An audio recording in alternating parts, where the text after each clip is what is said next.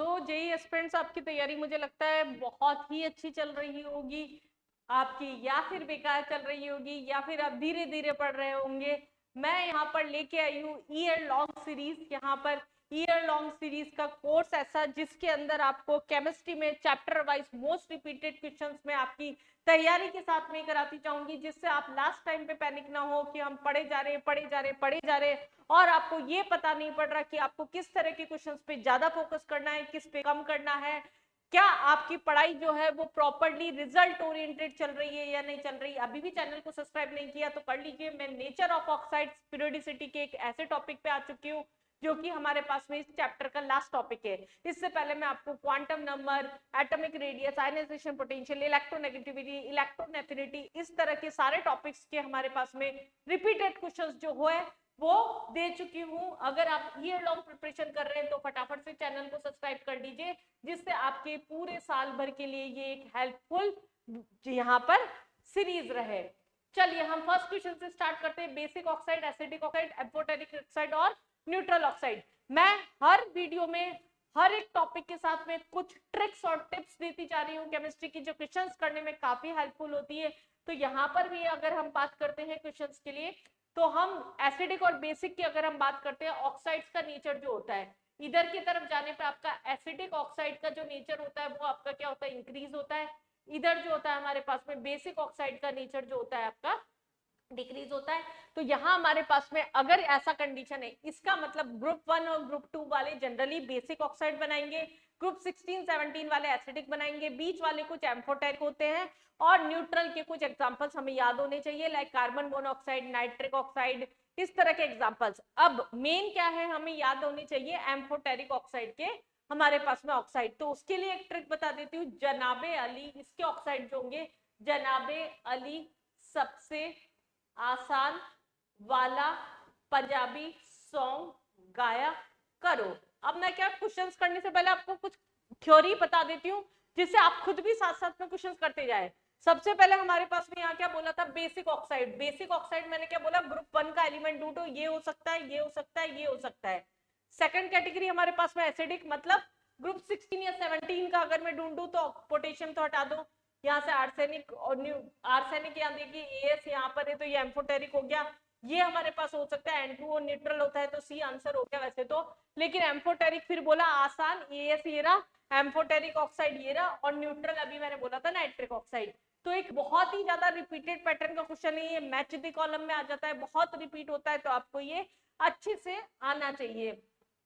Next second question की अगर मैं बात करती हूँ, यहाँ पर फर्स्ट हमारे पास में नंबर ऑफ पेयर्स, अगर मैं बात कर रही हूँ यहाँ पर number of pairs among this that contain same nature, इनमें से किस किस का नेचर हमारे पास में यहाँ पर सेम होगा। अगर हमारे पास में ये बोला गया है तो चार हमारे पास में यहाँ पर कैटेगरी दे रखी है। यहाँ पर ऑक्साइड जो है अपने मैक्सिमम ऑक्सीडेशन स्टेट में है, तो ये दोनों क्या होंगे, +6 में है, +7 में, तो इन दोनों का नेचर क्या होगा, हाईली एसिडिक होगा।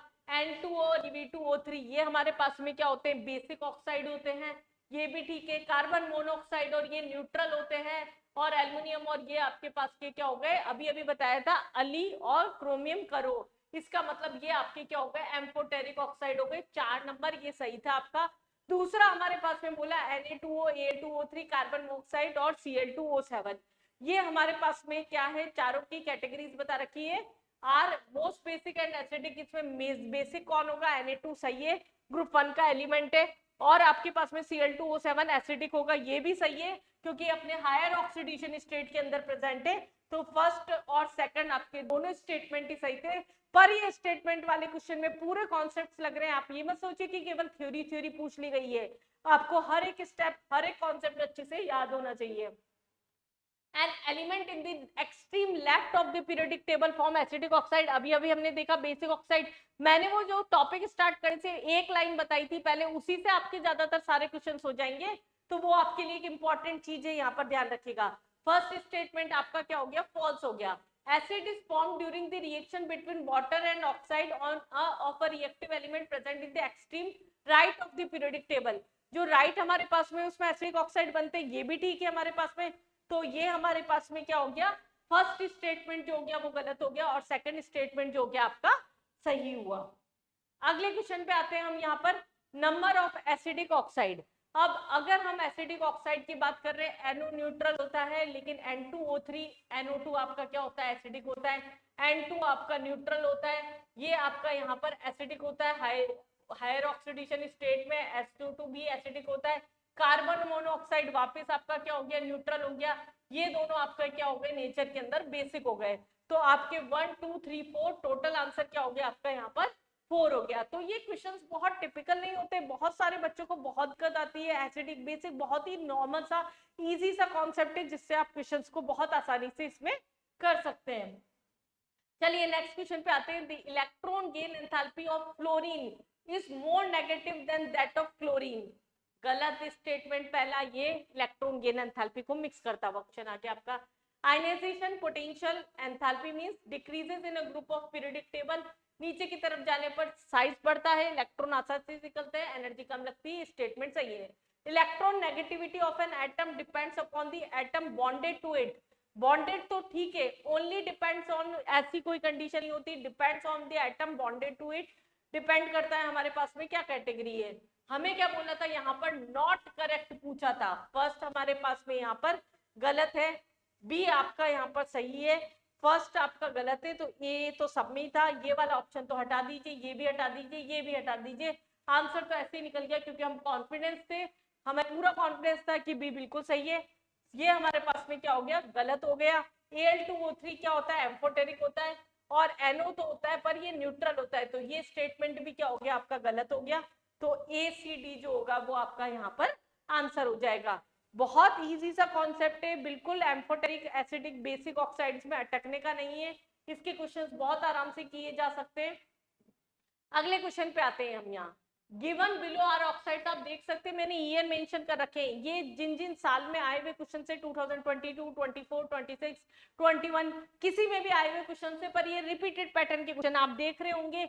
मैंने रिपीटेड पैटर्न उठाया, उसमें भी कितनी कैटेगरी जो रिपीट हो रही है। यहाँ पर भी आपको क्या पूछ लिया, एम्फोटेरिक ऑक्साइड पूछ लिया। एसिडिक हो गया, न्यूट्रल हो गया, वापिस एम्फोटेरिक हो गया, बेसिक हो गया, N2 आपका अकेला क्या जा रहा है यहाँ पर आपका एम्फोटेरिक ऑक्साइड जो हो गया वो यहाँ पर, सॉरी ये हमारे पास न्यूट्रल हो गया। AS2O3 जो हो गया वो क्या आपका अकेला क्या जा रहा है, एम्फोटेरिक ऑक्साइड जा रहा है। अभी अभी बताया, जनाबे अली सबसे आसान वाला पंजाबी सॉन्ग गाया करो। बहुत आराम से आप एम्फोटेरिक ऑक्साइड याद रख सकते हैं। अब देखिए यहाँ Cl2O7 जैसे ही हमने देखा हायर ऑक्सीडेशन स्टेट में, तो हमने इसको सीधा क्या कर दिया, एसिडिक।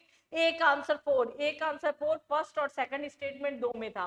अब हमने देखा Al2O3 बहुत अच्छे से सारे बच्चों को याद रहता है। एल्युमिनियम ऑक्साइड जो होता है हमारे पास में क्या होता है, एम्फोटेरिक, जो एसिड और बेस दोनों के साथ में आपका रिएक्शन कर सकता है। तो फर्स्ट का आंसर आपका क्या हो गया, सी का आंसर क्या हो गया, फर्स्ट हो गया। Na2 और N2O, Na2 क्या हो गया आपका, बेसिक हो गया नेचर के अंदर, तो सेकंड आपका आंसर हो गया। और बचा कुचा N2O जो हो गया वो न्यूट्रल हो गया। कितना ज्यादा रिपीटेशन है क्वेश्चंस के अंदर, मतलब मैंने क्वेश्चंस भी चेंज किए, उसमें ऑप्शंस में भी देखिए कंपाउंड्स ही चेंज नहीं हो रहे। अगर आपको इतना भी याद है तो आप इसके क्वेश्चंस कितने आसानी से लगा सकते हैं। तो इस तरह की काफी सारी टिप्स ट्रिक्स में केमिस्ट्री के कंटिन्यूसली ईयर लॉन्ग लेके आने वाली हूँ। जेई और नीट वाले बच्चों के लिए, नीट वाले बच्चों के लिए भी ये सीरीज उतनी ही इंपॉर्टेंट है जितनी जेई मेंस वाले बच्चों के लिए है। तो बच्चा अभी भी आपने चैनल को सब्सक्राइब नहीं किया, कर लीजिए, जिससे नेक्स्ट चैप्टर के नेक्स्ट टॉपिक में आप मेरे साथ में जुड़ सकें।